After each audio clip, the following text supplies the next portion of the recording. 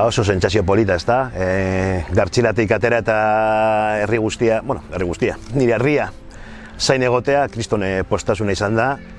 Eta, horrek baiestatzen du, nik ez nola inolako reinsertiri behar, ez da? Nik gizartean oso ondo nagoela reinsertatua eta ez nola horren beharrik. Uste dute sakabenaketan nire kontra erabiltzea izan dela estatuaren mendekua.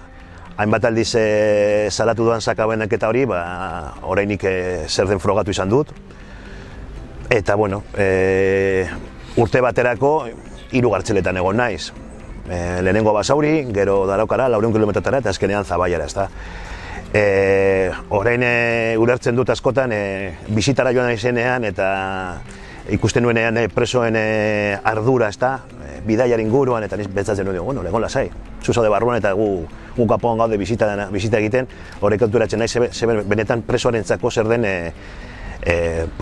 deitu arte ez jakitea zure senideek garaiz iritsi diren, ondo iritsi diren, ez?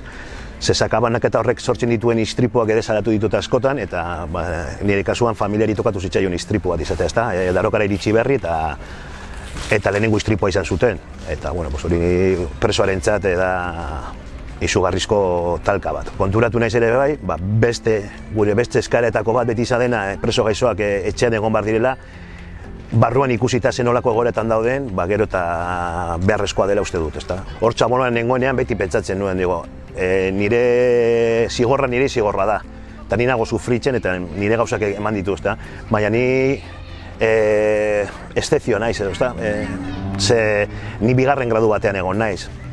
Euskal preso politikoen 180 lehenengo graduan dago. Horrek dakarrenarekin, ezta? 23 edo 22 ordu txaboloan, kriston isolamendua, nizte dut gartxela gizarteratzerako ez duela balio, ezta? Azkenean sartzen dituzte jende pilo bat, oso kausa desberdinegatik, eta gero berez gizarteratzeko ez da behar duzu ikasketa batzuk izan, edo lanbide bat ikasi, edo zer hori, baina nik ikusi dudana hori ez dela gertatzen. Azkenean niretzako dana dira preso sozialak, ez da gizarteak sortutako presoa dira, ze nik ez dut ikusi aberatzik talegoan. Ez dut aberatzik ikusi talegoan, bakarrik ikusi dut pobreak. Ere esan behar dut, hobeto tratatu da sentitu naizen tokian Darokan izan dela. Eta zoritxarrez Euskal Herriko gartxeletan, bai Basauri eta bai Zabaian txarrago. Bai burokraziaren ondorioz eta hainbat esparrutan. Oso polita esan zen bere ikustea, berarekin txaboloan egon nintzen, gauetan dragoi bola ikusten genuen, eta oso ondo pasatzen genuen. Apurtxo bat erakusten zen hori, hor gelditu bar zen, pena izan zen, hori handik 10 egunetara sakabanatu nindutela eta bera gelditu zela, baina nik oso pozik gutxinez bera gertu dagoelako, ezta. Uste dute urte betean estatua aldatu den gauza bakarra ordutegia izan dela, ezta. Negukoa eta uste dut adierazpen askatasuna